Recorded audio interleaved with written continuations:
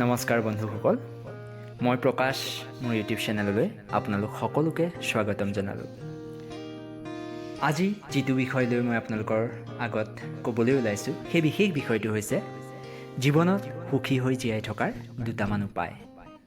হয়, প্ৰত্যেকেই নিজৰ জীৱনত সুখী হৈ জীয়াই থকাৰ ইচ্ছা কৰে, কিন্তু সময় পৰিস্থিতি এনে আহি পৰে যে আমি বিচৰা মতে একোৱেই নহয়।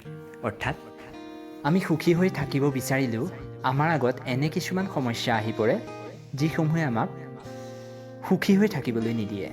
কিন্তু সেই মুহূৰ্তত, সেই সময়ত আমি কিদৰে সুখক বিচাৰি পাম, অৰ্থাৎ আমি জীৱনত কিদৰে অতিবাহিত কৰিলে দুখৰ মাজতো আমি সুখ বিচাৰি পাম, তাৰ কেইটামান উপায় মই আপোনালোকৰ আগত ক'বলৈ ওলাইছোঁ। কিন্তু তাৰ আগতে মই আপোনালোকক এটা কথা কওঁ, যদিহে আপোনালোকে মই তৈয়াৰ কৰা ভিডিঅ'সমূহ, মোৰ কথাসমূহ শুনি ভাল পাইছে আৰু তাৰ পৰা কিছু পৰিমাণে হ'লেও উপকৃত হৈছে, তেনেহ'লে মোৰ চেনেলটো ছাবস্ক্ৰাইব কৰিবলৈ নাপাহৰিব। আৰু আপোনালোকৰ এটা এটা লাইক মানে মোৰ বাবে হৈছে এটা এটা উৎসাহ। সেয়েহে আপোনালোকে মোৰ চেনেলটো লাইক আৰু ছাবস্ক্ৰাইব কৰিব বুলি আশা কৰিলোঁ।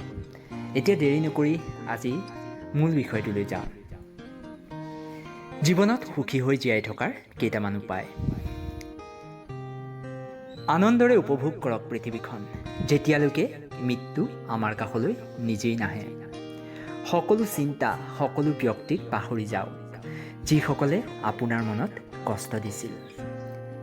মাত্ৰ আনন্দ উপভোগ কৰোঁতে এটা কথা মনত ৰাখিব, যাতে সেই আনন্দ আপোনাৰ শেষ আনন্দ নহয়। নিশ্চয় বুজি পাইছে, আমি আনন্দ সিমানলৈকেহে উপভোগ কৰা উচিত যেতিয়ালৈকে আমাৰ একো বিঘিনি নঘটে। এনে আনন্দৰ কোনো মূল্য নাই যি আনন্দৰ পৰা আমাৰ মাথো অনিষ্ট হোৱাৰ আশা থাকে। দ্বিতীয়তে আহিল, কাৰো হোৱা দেখি জ্বলিবৰ বা হিংসা কৰাৰ প্ৰয়োজন নাই। কিয়নো ভগৱানে এই পৃথিৱীত সকলোৰে বাবে এটা হিচাপৰ সুখ দি পঠাইছে। কোনোজনে হয়তো আগতে আৰু কোনোজনে সেয়া সুখ পাছত পাইছে। মাত্ৰ সেই সুখ পাবলৈ আমি নিজেও কষ্ট কৰিব লাগিব, কিয়নো ভগৱানে নিজে আহি আমাক হাতে হাতে সুখ দি নাযায়। এই উক্ত কথাটো আপোনালোকে নিশ্চয় বুজি পাইছে। আমাৰ ভগৱানে দিবলগীয়া সকলোখিনি দি পঠিয়াইছে। হাত দিছে, ভৰি দিছে, মাথো প্ৰয়োজন আমাৰ কষ্ট কৰাৰ। যদি আমি কষ্ট নকৰাকৈ ঘৰত বহি থাকোঁ আৰু চিন্তা কৰোঁ যে ভগৱান আছে, ভগৱানে নিশ্চয় সহায় কৰিব, ভগৱান কিন্তু সেই মুহূৰ্তত সহায় কৰিবলৈ নাহে। ভগৱান আপোনাৰ ওপৰত খংহে উঠিব। কিয়নো যদিহে আপোনাৰ সম্পূৰ্ণ শৰীৰ সুস্থ, আপুনি যদি কাম কৰি খাব পাৰে, তেনেহ'লে সেই কাম কৰি ভগৱানে দিয়া বস্তুকেইটাৰ ব্যৱহাৰ কৰি আপুনি সুখ নিজেই ঘৰলৈ কঢ়িয়াই আনিব লাগিব। ইয়াৰ পিছত আহিল তৃতীয়তে, কোনোবাই ক্ষমা বিচাৰিলে ক্ষমা কৰি দিয়ক আৰু কাৰোবাক ক্ষমা খুজিবলগীয়া হ'লে খুজি দিয়ক। মনত এবুকু অহংকাৰ লৈ কোন কেনিনো যাব। জীৱনটো খন্তেকীয়া, সেয়েহে ঘা লাগি থকা প্ৰতিটো সম্পৰ্ক সতেজ কৰি লওক। মাত্ৰ সেই ঘা সৃষ্টিৰ কাৰকসমূহক চিনি থ'ব, যাতে ভৱিষ্যতে আৰু ঘা লগাবলৈ সুবিধা নাপায়। এই কথাষাৰ আপোনালোকে উপলব্ধি কৰিব পাৰিলেনে বাৰু?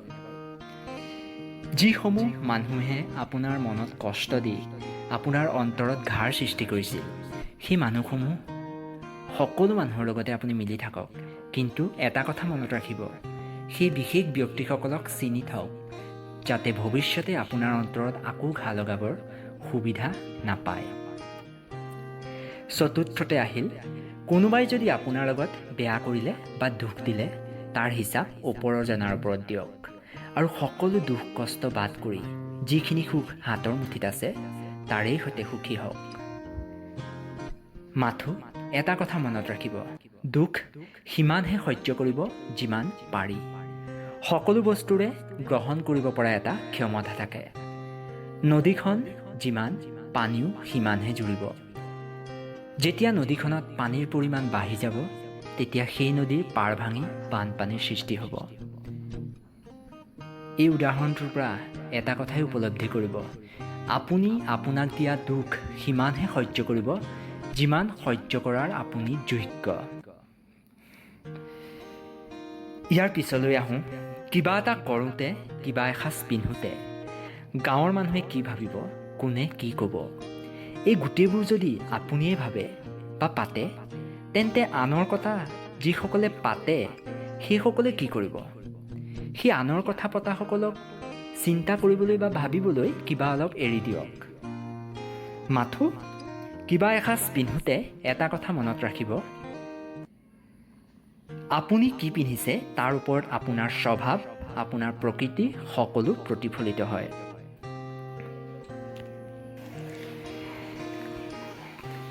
ইয়াৰ পিছৰ বিষয়টোলৈ আহোঁ, অৰ্থাৎ উপায়টোলৈ। কিবা এটা কৰাৰ আগতে নিজৰ বয়সৰ হিচাপ নল'ব। মানে যি বিচাৰে তাকেই কৰক। লাগিলে আপুনি 60 বছৰীয়া আৰু আপোনাৰ সহযোগী 10 বছৰীয়াই হওক। কোনো লোকে 30 বছৰতে বুঢ়া হয় আৰু কোনোজন 80 বছৰতো সতেজ হৈ থাকে।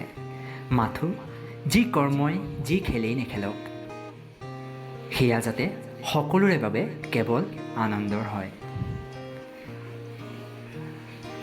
পৰিয়াল, বন্ধু সকলোকে সময় দিয়ক। ব্যস্ত জীৱনৰ পৰা অলপ সময় সদায় আছুতীয়া কৰি থাকক, যাতে নিজৰ সকলো সুখ দুখ বাহিৰ হ'বলৈ সুবিধা পায়। এটা কথা সদায় মনত ৰাখিব, জীৱন আৰু মৃত্যু আমাৰ হাতত নাই, কিন্তু ইয়াৰ মাজৰ সময়খিনি আমাৰ হাততে আছে। সেয়েহে এই জীৱন আৰু মৃত্যুৰ মাজৰ সময়খিনি উপভোগ কৰিবলৈ শিকক। সেই যে মাজৰ সময়খিনি, সেয়াই হৈছে আপোনাৰ আৰু মোৰ জীৱন। বহু কষ্টৰে আপুনি মানৱ জীৱনটো লাভ কৰিছে বা ময়ো কৰিছোঁ। সেয়েহে মানুহৰ দৰে সুস্থ চিন্তাৰে প্ৰতিটো কাম কৰি যাওক। ঠিক নাই আমাৰ এই জনমৰ কৰ্মই ইয়াৰ পিছৰ জনমত আমাক কি হৈ জন্ম লোৱায়। মাত্ৰ মানৱ জীৱন লাভ কৰি মানুহৰ দৰে জীয়াই থাকিবলৈ শিকক। হিংস্ৰ জন্তুৰ বাবে এইখন সমাজ নহয়। বেলেগ একোৱেই কৰিব নালাগে, কিন্তু যিখিনি সময় পৃথিৱীত থাকে আনন্দৰে থাকক, যাতে আপোনাৰ বা মোৰ মৃত্যুত সকলোৱে ক'ব পাৰে, ৱাহ, এওঁ কিন্তু জীৱনত সকলো ফূৰ্তি কৰিলে আৰু সকলোকে ফূৰ্তি কৰোৱালে। নিশ্চয় বন্ধুসকল, আজি এই বিশেষ ভিডিঅ'টোৰ এই বিশেষ কথাখিনি বিভিন্ন ধৰণৰ হিন্দী মাধ্যমৰ পৰা সংগ্ৰহ কৰি মই অসমীয়া ৰূপ দিছোঁ। হয়তো কোনোবাই হিন্দী মাধ্যমত কেনেবাকৈ কিবা উপায়েৰে শুনিবও পাৰে, কিন্তু প্ৰথমবাৰলৈ মই ইয়াৰ অসমীয়া ৰূপ দিছোঁ। যদিহে আপোনালোকে শুনি কিছু পৰিমাণেও ভাল পালে বা অলপ পৰিমাণেও উপকৃত হ'ল, তেনেহ'লে তলৰ কমেণ্ট বক্সত কমেণ্ট কৰিব বুলি আশা কৰিলোঁ। এটা নতুন ভিডিঅ'ৰ সৈতে আকৌ মই প্ৰকাশ আপোনালোকৰ মাজলৈ আহি আছোঁ। ধন্যবাদ।